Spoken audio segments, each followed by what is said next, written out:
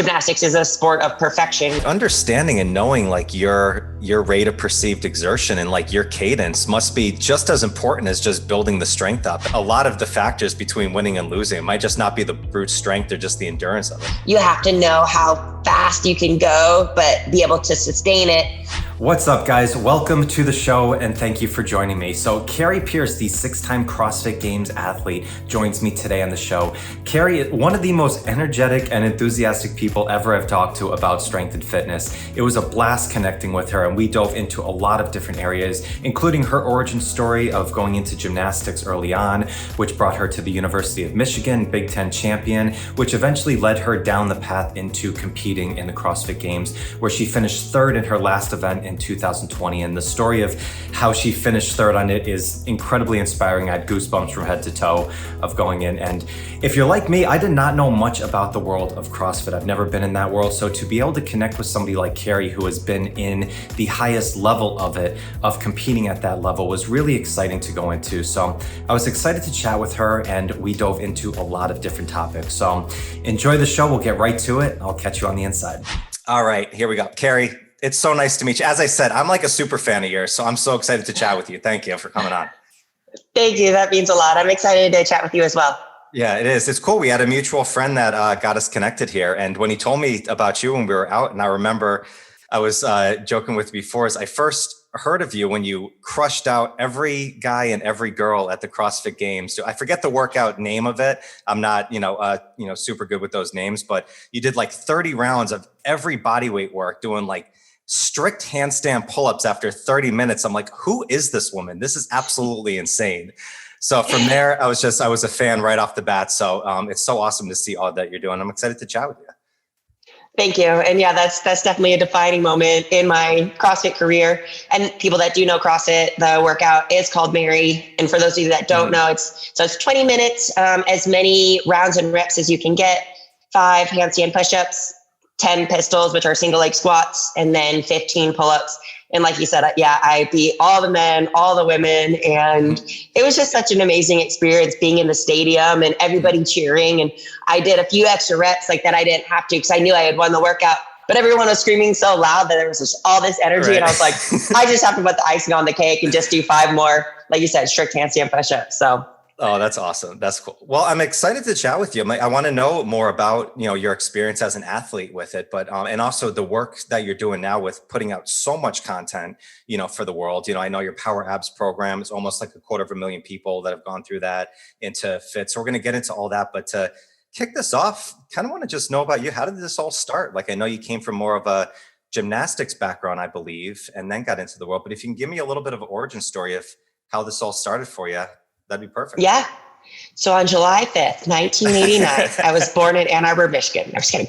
No, I was born in Ann Arbor. I ended up going to school at the University of Michigan, which is in Ann Arbor. But I did gymnastics for 18 years. My parents met at a gym. So I think it's just in my blood to be fit, just love fitness. They did college sports and continued to work out and everything from the moment that I remember. I always remember my mom rollerblading around, lifting her weights, my dad running and lifting his weights. So they were great role models for me and got me into gymnastics at 3 years old with my sister, who was 2 years older. They figured I was going to be there anyways. So why not have Kari do gymnastics instead of sitting on the sidelines? Mm-hmm. And I ended up just falling in love with it. And like I said, did it for 18 years and finished my career at the University of Michigan on the women's varsity gymnastics team. And little humble brag, we were 4-time Big Ten champions. So all 4 years I was there, we were Big Ten champions, which is really, really cool. Not many people can say that, or even that they were there, I'm an NCAA athlete and then a champion for their division. Sorry, I couldn't talk. So that was kind of how it started. And then after that, I'm just talking a lot if you want to say something. Oh no, absolutely. Keep going. No, I'm a Michigan fan, so what a great school to just be a part of in all different sports. So, there's so many different, sports programs over there at the top of the top over there. So just being in that environment must've been so awesome. Yeah, it really was. And especially you go to any university, it can be overwhelming, even if you are from the same city. And actually I was from Ann Arbor. And so I told my parents, like, I want the college experience. And it was either Michigan or it was Florida. So they both have great gymnastic programs. But I thought, well, from the 8 years old, I told my gymnastics coaches that I wanted to go to the University of Michigan and do gymnastics there. But like I said, when you get older, you also want to like look at other places. And it was 15 minutes from where my parents were. And I was like, I don't want them like coming and checking up on me. Like I want to enjoy college, be in the dorms. And then my dad actually got offered a job in Chicago, my freshman and sophomore year.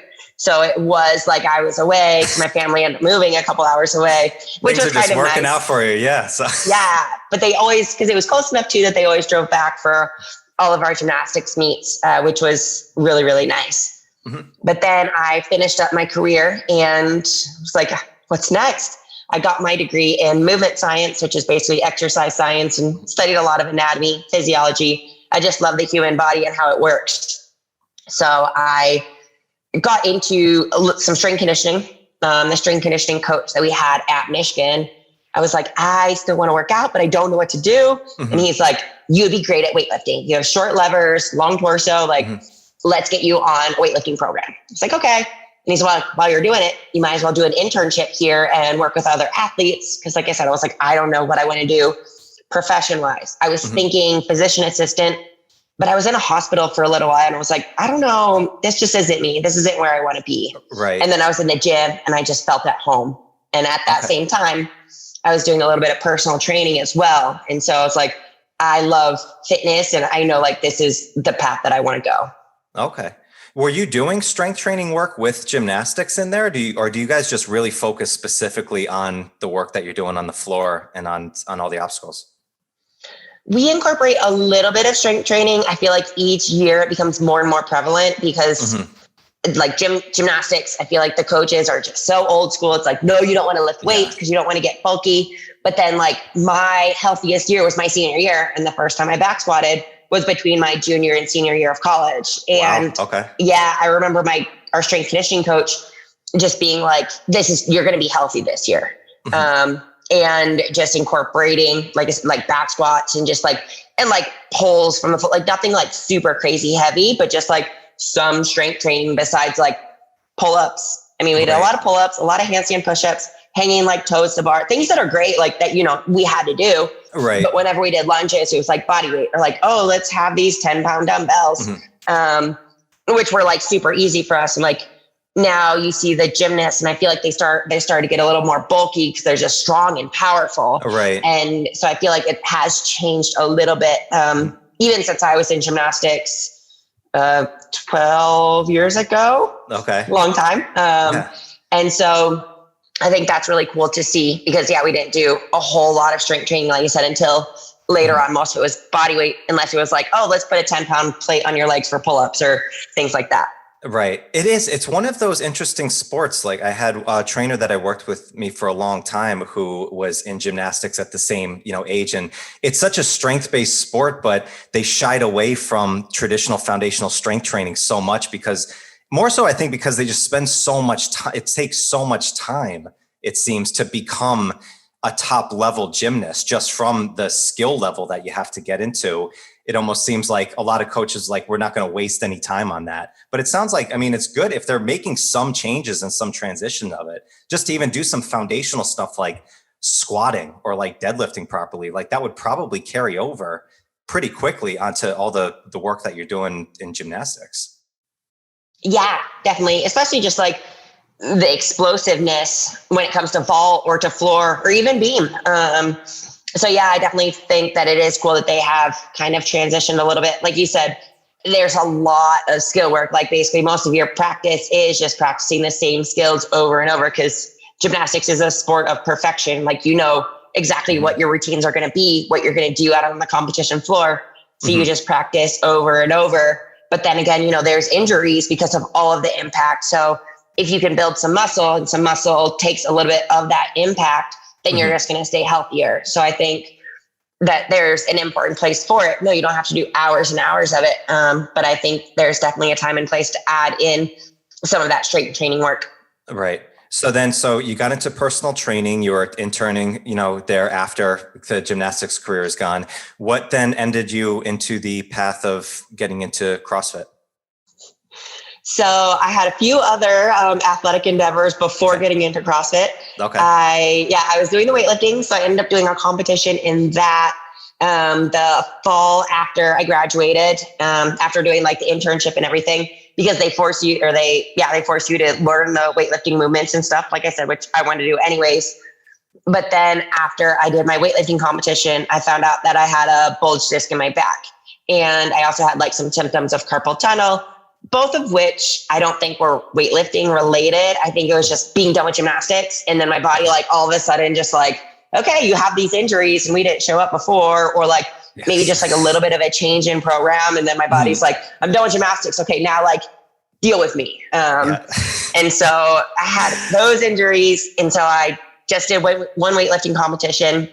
But then because I was personal training, one of the ladies at the gym that I attended was a figure competitor. She's like, Kari, you should do a physique competition, because when you have a bulged disc in your back, you can't squat, you can't lunge, but you can do leg extensions and leg curls and like the abduction and adduction. Yeah. So like there was a way to work around it. And I was like, well, I want to compete, so why not? So I ended up doing a competition for that. It was fun. I learned a lot about nutrition, but I also realized that I didn't want to be told that was not your world. Yeah. No. But like I said, like much respect. Like I feel like you gain so much respect for those athletes, just like through the cutting process and everything. Like nutrition is everything. It's very important in other sports, but it's everything in any of those physique, bodybuilding, figure, any of those kind of sports. Yeah. So then it's so strange though, right? It's so strange though. Like at the end of all that work, you step on stage and it's 5 people telling you whether you did good or did not. It's like I knew a lot of girls that work with the whole team, together, and it was the same thing. Like the nutrition was on point. They were getting all their cardio work, all their training in, doing all their posing practice. And I remember I went up to a couple of girls who looked so good and they just worked so well. And I was like, look, whatever they freaking say, those judges, like, wherever you place, you freaking kicked ass. It's like, because you can just see, like, you put all this work in to have a subjective, thing. It's probably similar in gymnastics though, too. I mean, you do all this stunt and then it's like the judges are saying whether you got a point off or not, right? Yeah, definitely. And that's why I was like, oh, CrossFit. Okay. Like granted, like, okay, sometimes it's like, oh, like that squat wasn't low enough, no rep. But like at the end of the day, it's like either I did this workout faster than you or I did it. Either I lifted more weight than you or I did it. Either I did more reps than you or like, so it's a lot more black and white. And gymnastics, like you said, is similar to like the physique and stuff, but I feel like it's different when it's based on a performance than just like on your looks. Right. At least like for me, because I remember like one thing for me is they deducted me because my suit wasn't fancy enough. I had this like lime green bright suit, but it didn't have rhinestones or any like bedazzle on it. And like, I remember asking the judges after and they're like, yeah, like your suit was, I forgot the exact word that they used, but it was basically like, it was boring. And I was like, it was like lime green. I thought it was fun. And it was like, okay, so I need to buy like a $3,000 suit or however expensive those things are to get higher points like that. I don't know, that's just not my world. Wow. Yeah. Oh my gosh. This is such a crazy world of that. Mm-hmm. So, okay. So you moved off of that, then CrossFit came after physique. One more. One more. So okay. All right. in this time, so I was, no, it's all right. I got a long story. Each of these were like month increments. Cause like, I was like 6 months physique. Okay. No, next. And I actually, so after that, I ended up moving to New York City. So I was living in Michigan until then. And I was just comfortable. I wanted something different. I just felt like I knew what I had and I wanted to grow. So I wanted to get out of my comfort zone and seek something new. So I ended up moving to New York City and started personal training at a gym there. And I was just kind of working out for fun. And one of the coaches at the gym was a powerlifting coach. And he saw that I was strong, especially for a female, and was lifting a lot of weight. And he goes, would you want to do a powerlifting meet? I'm like, what exactly is that? He goes, bench, squat, deadlift, as much as you can. You get 3 attempts at each. Most weight wins. And I was like, That sounds intriguing. Okay. So that he asked me, I think in May, and then that competition was in November. So I was like, perfect. So I started training like a little bit for that, or maybe it was even June. I don't know. It was right around there. It was a few months of training. Cause I was like, I don't know what my maxes were. Cause I was still doing like bodybuilding kind of training. So it was like the lowest reps I was doing was maybe like 4 or 5, usually like 5s. I was like, I have no idea what my maxes were. So we kind of figured out those. And then I did the powerlifting competition in November of 2014. But rewind back to July, I ended up getting approached by a CrossFit coach, but he emailed me, gymnastics coach. And I was like, no, like, I don't want to coach gymnastics. Been there, done that. Tried a little bit of gymnastics coaching after I finished. And I was like, I need a break. And that's the reason, like, I had held off on CrossFit. One of my teammates from college kept telling me to try CrossFit. And I was like, I don't want anything to do with gymnastics. Like, I'm done, 18 years. No.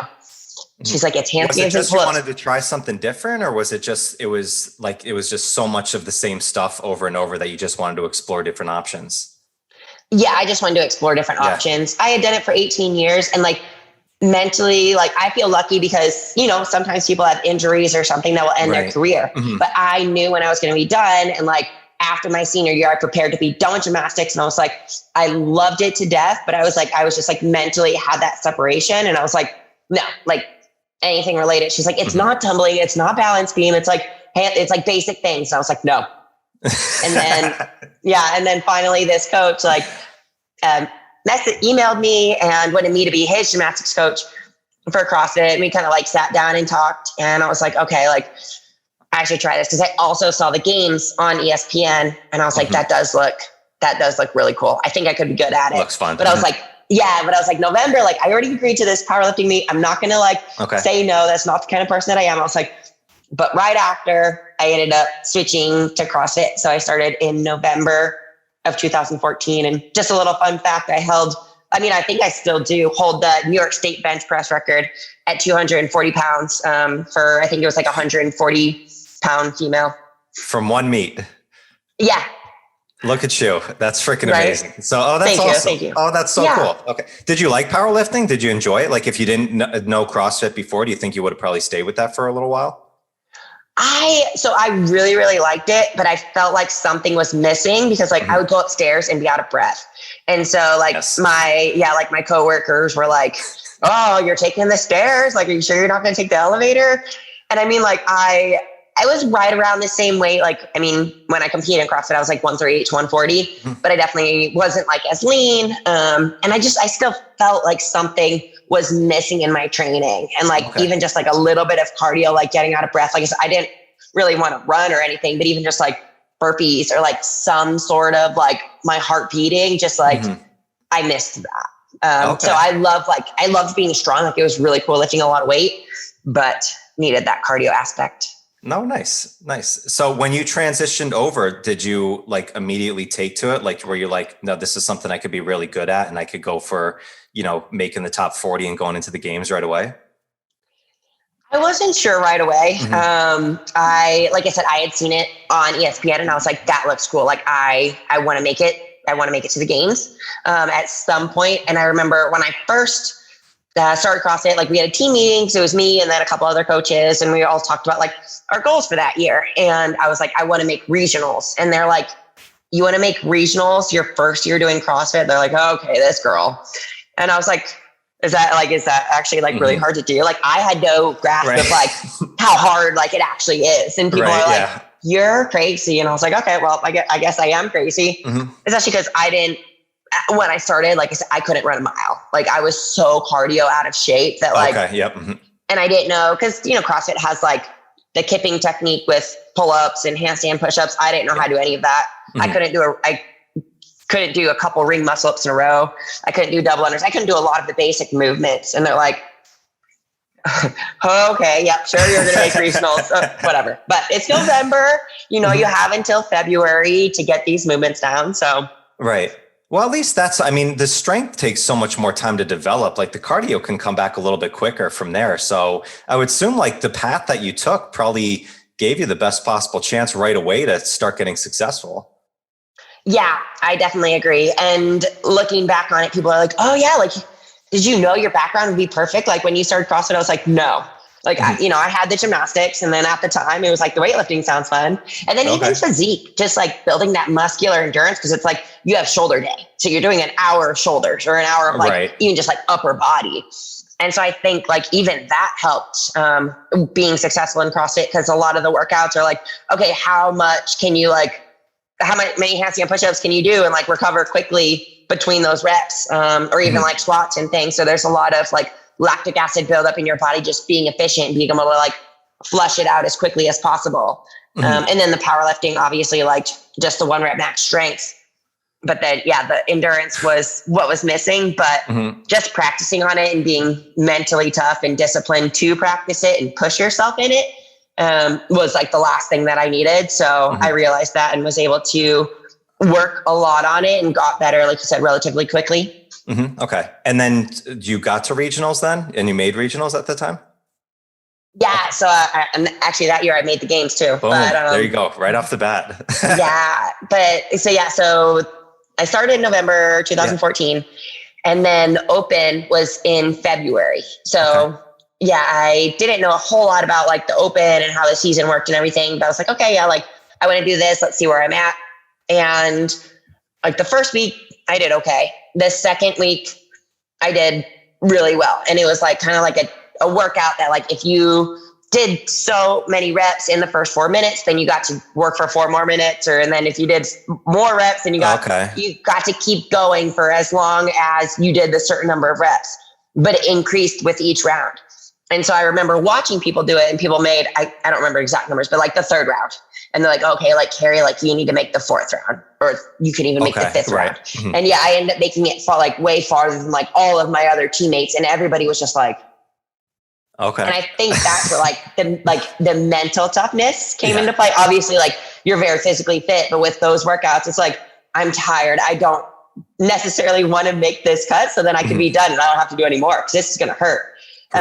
So I think at that point I realized I was like mentally tough and mentally fit for it, even if all my skills weren't there, because the next week was double unders, which is a basic movement for any athlete, any even like decent level athlete. And I like couldn't do many, but I did well enough that I was able to make it to the next week, and there was handstand push-ups, and I did really well in that workout. And then going into the final week, my teammates are like, you could like make regionals if you do well in this workout. And it was rowing and thrusters. And I had no idea how fast I could go on the row for the workout. And I just jumped on it and did like a few pulls. And like my coach was like, what are you trying to hold? And I was like, that, and like pointing at the screen. And he's like, there probably should be more strategy into this. Probably not just do a few, like you should know. And I was like, well, we don't do a lot of rowing. Like, I don't know. It's like, okay, well just do whatever and just don't put the bar down on the thrusters. And I was like, okay, got it. And so then I was able to do well enough that I finished, I think 16th or somewhere around 16th, 18th, somewhere around there in the region. And so I was able to qualify for regionals that year. Wow. Okay. Was this like a holy shit moment then when you got there, and then all of a sudden you're like, holy crap, I'm going to the games? Yeah. Well, just like going to regionals and seeing like all these athletes that I saw on TV, on ESPN, when I was watching. So I was like, oh yeah, I think I can go to the games, and just like competing there with it. I was like starstruck, like looking at them like, oh, that's so cool. And then like being, and then like being on the competition floor with them too. And you're like, these girls are so fit. Like, I don't belong here, but this is really cool. And then, going through the weekend and did decent on like, some of the workouts. And there was a handstand walk workout, which I won. There was a handstand push-up workout, which I also won. And then going into the final day, I was in like 3rd or 4th place. My coach is like, if you do well, you can make it to the games. And I was just like, well, I'm going to do my best. I mean, I don't know. We'll see. And and then the final workout had squat cleans at the end, and it was like 175 was the last bar. And I missed it twice. And I was like, oh, there goes my games. And I was like, okay, just take a second. You can do it. And then I was able to like make the next rep. I took a little time. And then I ended up finishing 3rd at the region. So the top 5 went to the CrossFit Games. Wow. Okay. So now you you competed 6 different times, from there, right? And then finished, top as an American woman, 4 times before. So, I mean, some serious accolades that are going on here. So from the beginning that you started to what you retired a couple years ago, right? From competing and last year, from it, did your training change a lot over the years of how you like set up and prepared for getting to regionals and the open and then going into the games? Yeah, it definitely did. So the first year that I was doing it, me and my coach were actually both new to CrossFit because he was a strength conditioning coach. So he came from that world, not CrossFit. And so we were both kind of learning along the way. And even going to the CrossFit Games in 2015, like there was the first time I had touched a wheelbarrow or a sandbag or a yoke. And like a lot of the girls, these were like normal things that they worked on in training. Okay. And because I had never been, I was like, I don't know, like we did a little bit more running and like things like that because we knew that would be coming, but it was still like such a new experience to both of us that I definitely wasn't prepared. Yeah. But I was able to finish 21st, which I mean, for your first year, people were like, that's great. And I was like, 21st, no, that sucks. But it was my first year, coming from Michigan and Big Ten championships. Yeah. I could totally right. And just like being like any competitor is like, I want to do better. Right. And the top 20 that year got paid too. And I got 21st and I was like, well, that sucks. Yeah. But then it's like, okay, well, I just need to go back next year and I need to do better. Right. And yeah, like even being new, it's like your body can't handle that much volume until it gets used to it, especially coming from powerlifting where I was training an hour a day, 4 or 5 days a week. And then CrossFit, like training for the games, my first year was like 2 to maybe 2.5 hours. And then each year I feel like it just got more and more. And then like by the end, it was like 4 to 6 hours a day. Usually split between 2 sessions, but there was like a separate cardio session, which I did not do when I like started CrossFit. And just like the volume just ends up increasing because your body has to get used to it or you're going to get injured. So yeah, definitely. And just like the odd objects, the sandbags, the yoke carries, just like things like that, the heavier dumbbells too, like using a 70-pound dumbbell for like snatches were normal in my training by the end, when at first I was like, oh, 50 is a lot. Right. And then you have to get used to the 70. And every once in a while, our coach would make us do like 100 where you clean to one and then like have to go overhead with one shoulder. So yeah, it ended up getting a lot heavier as you get stronger and stuff too, obviously. Yeah. It's so interesting how the games works because like I'm not a CrossFit person. I never really went into it, but I respect the game so much and I love the competition of it because it just seems so strange that like you guys didn't know what's the next event going on there. Like it seems like there's so much like mystery that goes on and all of a sudden you're doing something that you've never done before and you just have to figure out how to fuck with this weird object that you've never seen before. From there, it just seems like the mindset side of it, of just kind of keeping your composure, must be just as challenging as the physical component. 100%. And that's something that people are like, oh yeah, like the people at the games, like whoever does well is the most mentally tough at the games. I'm like, yeah, it's at the games, but it's also in training. Like you don't just like walk into the games and all of a sudden you're like mentally tough. It's like, that's days in, days out, like being mentally tough in training when you don't want to train because like you're disciplined and you're mentally tough and like, you're just going to go get after it because of your goals. But yeah, like you said, going into the games every year is different. Like sometimes you might hear versions of the workout, but there's always a variety of workouts that you don't know what they're going to be until you like show up. And there was actually one workout in specific and it was called Chaos. And this workout, like, we didn't know what the workout was. So they're like, okay, just warm up however you want. Then when you go out onto the competition floor, your judge will be there and you'll do a certain number of reps. Your judge will tell you to move on. They'll tell you what the next movement is. You'll do a certain number of reps, then you'll move on. And I think they told us like, oh, it was either a 12 or 14 minute time cap. So you're like, okay, it's probably like around like a 10 to 12.5-minute workout. Cause usually they give you a little bit of time, like, just in case you go slow, whatever, like just wiggle room. Okay. Because usually like they try not to have the athlete. Sometimes like if it's a bad event for you, you might time cap. But you're like, okay, well, it's going to be like around this time. So I got to try and give like the perceived effort of if it's like a 10-minute workout. So it started out like with ski erg and you're like, I don't want to go ham because I don't know how long this is going to be, but you're like going hard. And so it's just like a crazy workout. It could be easy to get flustered on something like that.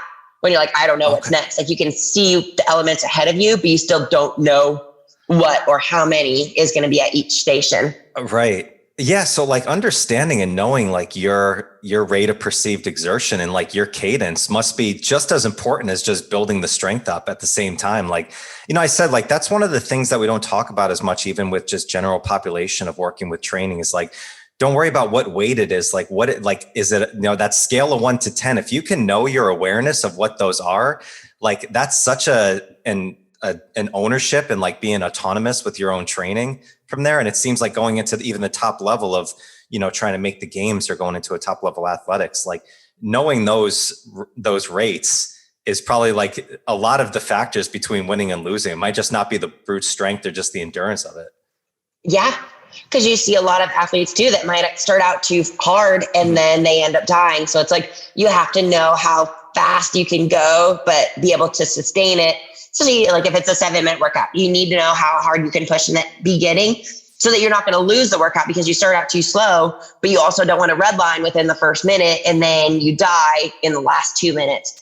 So yeah, that's definitely a big part of CrossFit, is just knowing your body. And that's the hundreds and hundreds of workouts that you do to prepare for the games. Right. I feel like that's equally as important, like you said, rather than the movements and whatever you're doing. It's just knowing how hard to push, when you can push, when you should back off. And I think that's another reason I was successful, is just knowing my body. And I knew it very well. Like starting in gymnastics, I had a lot of body awareness from that. And then it just carried through the years. Okay. How did you work that when you get into training? Did you follow a very structured, rigid approach, or did you also kind of have a little bit more of like that intuitive work? Like, let me see how this feels. Like, am I redlining this? Or like, is this more of like a 7 out of 10? Like, were you playing around with kind of, work? Because sometimes it seems like if you're only so structured on that, you can almost lose that awareness, where it's like, if you play a little bit more with some of the movements and, try some different things, that's where you really gain that aspect. Yeah. And like, luckily for me, I had a coach the entire time.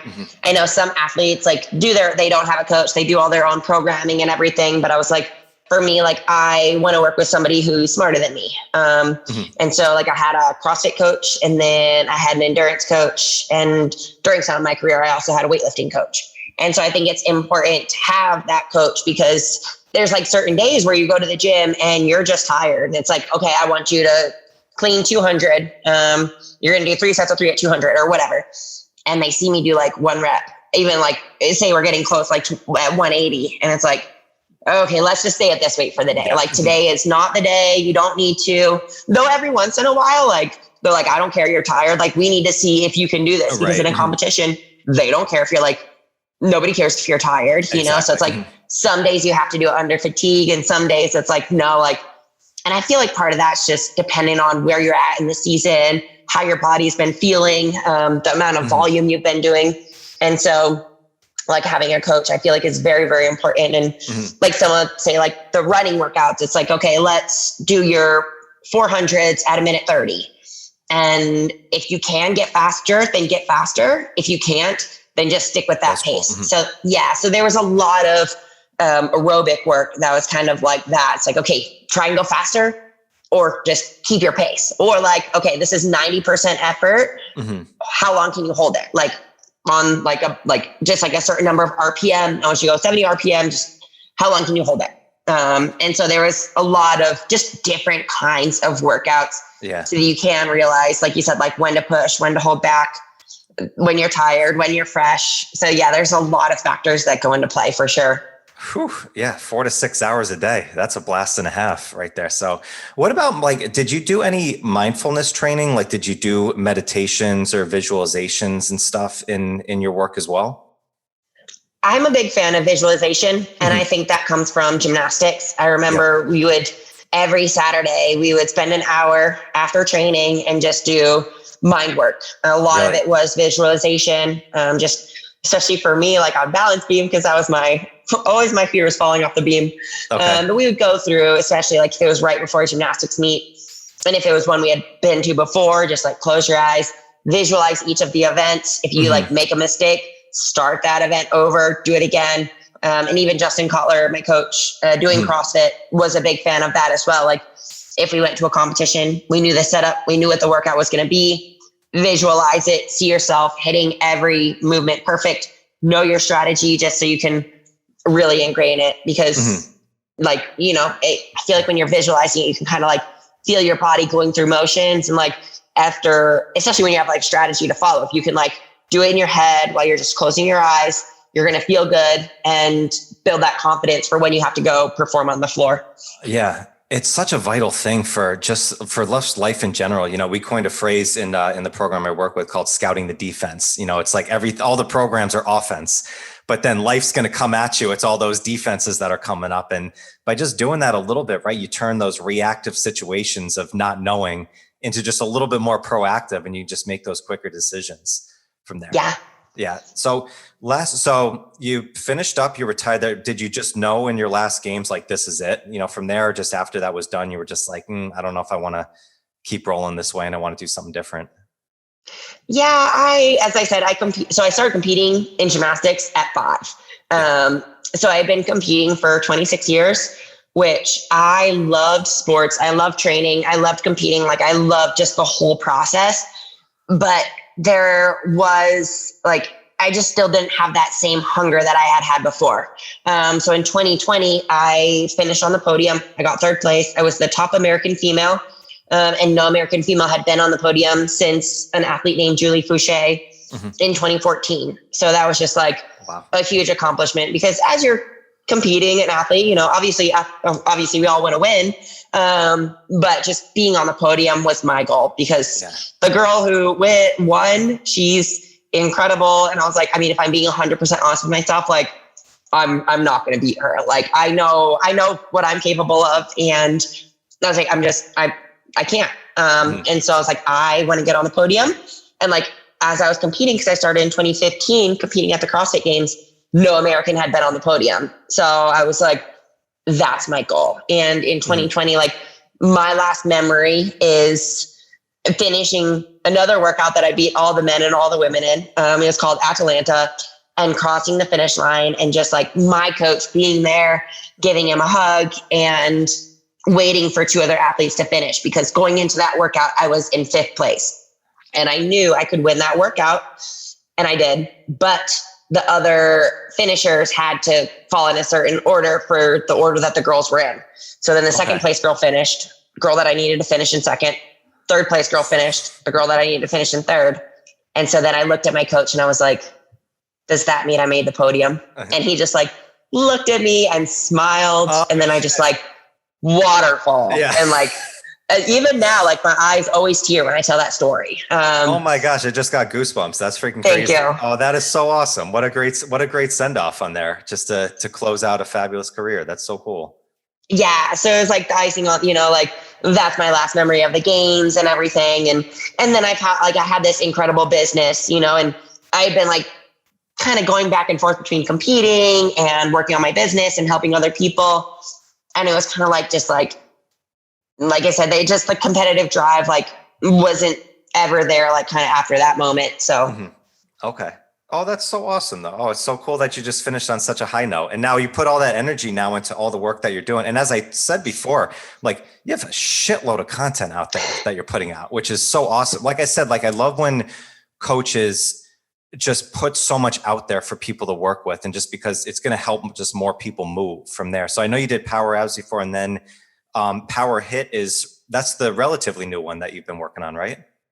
Yeah, correct. That was released in September. So it is very new, but people are loving it. And so it's been cool. Like I said, just kind of changing focus and being able to focus on my business. Yeah. It's called Power. I love that you say PHIIT, because most people are like, what does it stand for? Because we write it as FIT, PHIIT, like PowerHit. And people are like, wait, but it's pronounced FIT. And yeah, it's been really cool, because we have that. And then we released Fit Strength, because we have an amazing Facebook group, and like, all of our members tell us what they want. And they're like, this is great, because it's like a mix of weight and like high intensity interval training, but we want a strength program. And so, yeah, after Fit, then we had Fit Strength. And it's just been really cool to see the results, and people love HIIT. It's only 10 minutes. Level 1 is body weight. So you don't need any equipment, which people love, just the body weight workout, especially if they're traveling. They're like, there's no excuse and it's only 10 minutes. Or if you want weights, then level 2 has weights. So it's a cool balance of both, and not being like particular, but it definitely is like my favorite program that I've designed so far. Oh, cool. Is this something you've been working on before? Like, were you working on this while you were competing? Like, or was this something that really has started to really take off now since you've kind of left the athletic career? So we started as PowerAbs in December 2018. Okay. So I've been building up that business with my incredible team for the past like 3 years, and we have a variety. We have, I think, 20 different programs now. So we have a variety of programs, including like the body parts: power abs, power glutes, power legs, summer power arms. We even have like power stretching. So there's a variety of those programs which we've developed over the past couple of years. But then PowerHIIT ended up becoming an idea in September. So we just released that near the end of last year. And I actually retired in October. My last competition was the Rogue Invitational in October last year. So it kind of like mixed a little bit in there. But recently I've been able just to focus more on the business and helping everybody. And like you said, just putting more content out there. I've had a lot of content before, but now just, listening to people and what they want and just trying to help educate other people. Especially I love fitness and I love working out. So I want to share that with everybody, especially people that don't enjoy working out, and people are like, it's only 10 minutes, so I can do this. Right. So that's always like super exciting to hear. Yeah. Well, and I told you before, like with the HIIT model, like I think there's a lot of people who misconstrue that word of what it is. Like I said, there's always zealots on both sides who like, this is the only way. Like you have your powerlifting crew. I'm sure you've met some of those before. Let's not mention too many names, but it's like who will never do the cardio based work, who get winded going up the stairs. And then there's the other ones who are, the cardio people who don't go into strength. It's like there is a combination that you can work with both of these from there. So have you got any like pushback from people on that? I'm sure of like, the HIIT people who are like trying to discredit, that world. Yeah. Well, like you said, because there's so many people, especially that are like, oh, well, I want to get stronger, so I'm just going to power lift. Or I'm like a cardio bunny and I don't want to lift because it's going to like, either it's not fun or it's going to impact, I don't want to get too bulky because it's going to impact like my running. But I feel like luckily, like there's more and more research these days that show you should have a mix of both. So like the HIIT, I love it because it is like, it's a mix of cardio, like your heart rate gets up, but you are using dumbbells. So you're still getting in that weight aspect and that muscular fatigue while you are getting your heart rate up. Plus it's just fun, different for me, like personally too. It's just like different movements than just like going out for a run. Like I get people that enjoy that and that's great. But a lot of people don't like doing the same thing over and over. So they like variety and they like to mix it up. And like I said, there's a lot of research that shows the benefit of strength training, whether it's men, but especially for women as they get older and osteoporosis and things. And just having muscle mass is going to increase your metabolism. So it helps you maintain a healthy weight without even doing anything. But then also like cardio is good to keep that heart healthy. Like you said, you don't want to get out of breath going up the stairs. And I mean, we've had people do fit and they're like, I just feel healthier going on my hikes or playing with my kids. So there is like an added benefit that you're stronger and you can pick up your kids, first of all. Right. But as your kids are running around, then you can like keep up with them. So it's like, that base of being healthier, but then also being functional, that I think is great from like a fit program rather than just doing, like you said, just the strength or just the cardio or whatever. Yeah. It's funny because like when you say 10 minutes a day or like a 10-minute workout and stuff, if I was one of those for years of like, you got to prioritize it. You got to make it the time. And then I started working with busy professionals and parents. And it's like, no, you really don't have any more than 10 or 15 minutes throughout the day, to do something. So it's like, a lot of times they think like these short-term workouts, it's like, oh, it's just it's a gimmick and stuff like that. It's like, no, like you can get a lot done in a short period of time. And some people like that really is all you have. One of my good friends, he's got 3 kids and just had a newborn. He literally has from 5 a.m. to 5:15 before he's got to start getting things done in the morning. I was like, oh my gosh. I'm like, over here in my nice quiet place, I was like, I did not realize how great I had it. But it is. These programs, I think, are so important to, have it. If you do open up more time and you can get more work in, great, have at it. But if you only have 10 minutes or only have 15 minutes, you still can get strong. You still can get into the conditioning, based work. And it seems like PowerHIIT is a perfect way to do that. Thank you. I agree. Because you hear so many people like, well, I only have 10 minutes. Like I might as well not even do anything. Mm-hmm. And like you said, like you can get a lot done in 10 minutes. People are surprised. I think that's one of the number one things we get is like, oh man, I didn't realize I could sweat so much in 10 minutes. And it's like, if you like just get after it and push yourself, you can. And like, if you do say fit, then if you also want to do like strength, then you can do them like 2 separate times in the day. It's not like you have to do it all at once, or like people do that and then they do power abs later in the day, or, you might have 10 minutes here, 10 minutes there. Obviously you can also have 20 or 30 minutes at a time, but sometimes like just a little bit will go a long way. And one other thing that I think is really cool is people like it starts out with that 10 minutes and then all of a sudden they're like, oh, well now I'm like eating healthier because I am working out. Oh, and all of a sudden I'm drinking more water. Oh, now I'm walking more. It's like the 10 minutes, like it's amazing. And it's great that they're doing the workout, but then it also forces healthier habits in their day-to-day life. Yes. Yeah. Better is just better, right? Everything just compounds one after another. So yeah. So with PowerHIIT, how does it work? Is it a Facebook group that you work with, or is it a membership site if people want to, connect or check it out? Yeah. So we do have both.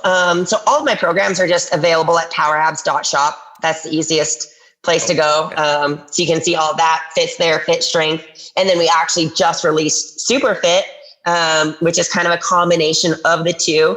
And it's intense. And we suggest doing like, at least having like HIIT training or having done fit or fit strength. But then the Facebook group is called, it's under PowerAbs, whether you're doing fit strength, PowerAbs, power glutes, any of those. And it has over 77,000 people that are very, very active, very supportive. And it's a really cool place to be, especially if you're not motivated or if you don't enjoy working out, because you can relate to somebody there. And people post their before and after pictures and just like their stories, whether it's a movement that they hate me for, or whether they got their candlestick for the first time or whatever it is. And so it's like a big happy family in there. Yeah. It's love/hate that's going on there. So yeah. Oh, that's great. Definitely. Kari, this has been a blast. Your energy is so infectious. Like you can see just the strength that you have. It just resonates out of you. It's so awesome. So it's been great connecting. And I love the community that you're building through all of the content that you're doing. So, I just wish you all the success in the world. It's been awesome. Oh, thanks so much. I really appreciate it. Absolutely. So one more time, if people want to follow you, if they don't, or if they want to check out, PowerHIIT, what's the best place that they can go check that out? Yeah. So PowerAbs.shop, just power, POWER, abs, ABS.shop, SHOP. That's where all of my programs are. If you use Instagram, then I am Kari Pearce CrossFit, just my name and then CrossFit at the end. Or our Facebook group is PowerAbs with an exclamation point at the end. Or I'm Kari Pearce CrossFit Games Athlete is my individual page for Facebook. Awesome. Perfect. Kari, thanks so much for taking the time. This has been a blast. Of course. Thank you. Absolutely. Listeners, thank you so much for checking us out. If you want to follow Kari, you know where to do so. I'll catch you on the next one. Peace. Thank you so much for joining me today. If you like the show, please give it a 5-star review, give it a thumbs up, all that good stuff. And if you want to get the inside scoop on all new episodes coming up, behind the scenes insights and free training resources, then you can join the Strength Connection private Facebook group now. Just go to Facebook groups, type in the Strength Connection and join in. Also, don't forget to subscribe. See you soon.